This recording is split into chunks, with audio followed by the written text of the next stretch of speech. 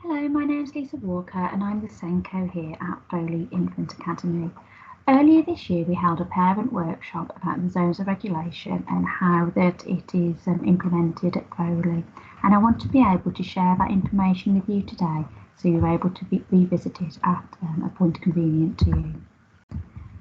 Now, our aims of the session is to understand what the zones of regulation are, to understand what the zones of regulation look like here at Foley, and how you can use the zones of regulation at home to help support your child. Now, what are the zones of regulation? The zones of regulation is a curriculum designed to foster self-regulation and emotional control. The zones is a programme designed by an occupational therapist, Leah Kirkpiers, to teach children about self-regulation by categorising all of the different ways we feel and states of alertness we experience into 4 concrete coloured zones.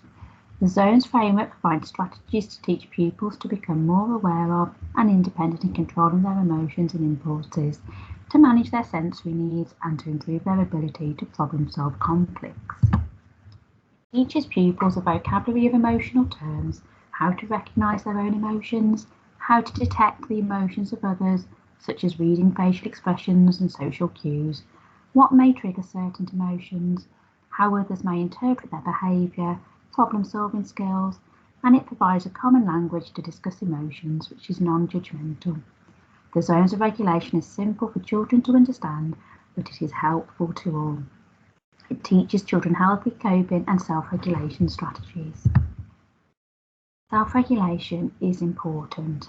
Now here's some quotes that I've obtained from some information from this educational psychology service in the Shetland Islands. It was a brilliant document. If you want to look it up, it was really good. Life is 10% what happens to us and 90% how we react to it. And a definition of self-regulation: it is designed as the capacity to manage one's thoughts, feelings and actions in adaptive and flexible ways across a range of contexts. Research has found that higher academic achievement is more likely when interventions include self-regulation components. Typically, children who can self-regulate will turn into teens who can self-regulate, and then on to adults. Someone who can self-regulate is able to remain calm and organised in a stressful situation. This is what we call executive function. Cheer themselves up after disappointment, our emotional regulation, knows when they have experience in sensory overload and can make adjustments to suit their needs, sensory processing, understand when it is appropriate to cheer and shout and when to be quiet, our social cognition. Now the zones are split into 4 different colours. We have the blue zone when you might be feeling sad, sick, tired or bored. This low state of alertness where your brain and your body is moving slowly or sluggish. The green zone, in control, calm, happy and ready to learn, a regulated state of alertness. The yellow zone, more intense emotions and states but able to maintain control. You might be worried, frustrated, silly, excited, scared or overwhelmed. There's a heightened state of alertness but you still have some control. And then there's the red zone, when you're elated, angry, wild or terrified. This is a heightened state of alertness, and when you are in the red zone, you are out of control. You cannot control your responses. Now, this is the image shared from the zones of regulation with some images and some emotions linked to them. So we've got the blue zone, the green zone, the yellow zone and the red zone. The children at Foley are familiar with this image and they have seen it in school. There are also other ways, lots of different options on the internet of displaying those different zones. The one we use at Foley is this one here with the inside out characters. This is up in every classroom. So the key points of the zones of regulation are that there is no bad zone. Everyone experiences all of the zones at different times and in different circumstances, and this is okay. We can't change the way that we feel, but we can help manage feelings and behaviours. It is okay to be in any zone, and you can also be in more than one zone at a time. For example, you might be sad and angry.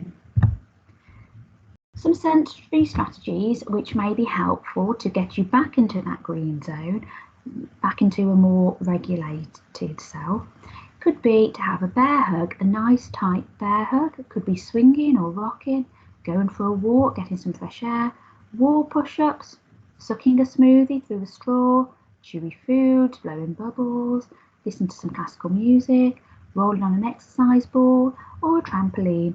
Just something that you find calming, which will just help you to refocus. Now, this is also a good image which you can share with children, maybe when they get a little bit older. Young children quite often think every problem is a huge problem straight away, even if it isn't. It might just be a tiny problem, but to very young children, straight away, they find that it's a big problem, it's a huge problem.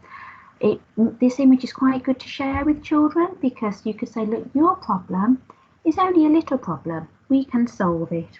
You do not need to worry. For example, you might have run out of milk and the child is upset because there's no milk for their cereal. To them, it's a huge problem. It's directly affecting them. It is huge. But actually, in the grand scheme of things, it's probably a little problem or a tiny problem because maybe they can have something different for breakfast. They could have toast. They will be okay. Or you can get some milk from the shop and they can still have their cereal. Not the huge problem that the child may feel it is. And it might be worth just saying, okay, we haven't got milk today. That is a problem, but it's not a huge problem. We've got food to eat. We're very lucky we've got that. It's just a little problem. I will go to the shop later. We will have some milk for tomorrow morning. It's just about reframing those problems and your reactions to it. So the children begin to learn that actually it's not that big a problem in the long run. I want to share some calming strategies with you. If your child is feeling in the red zone and finding it difficult to calm down, to get regulated, strategies such as counting forwards and backwards may help, counting colours in a room or objects, counting the breaths or a pulse, or doing a calming activity such as puzzles, drawing, listening to music or reading. Anything that your child finds relaxing. There's also some examples of some breathing strategies there as well, which you may like to try. Now, the zones at Foley.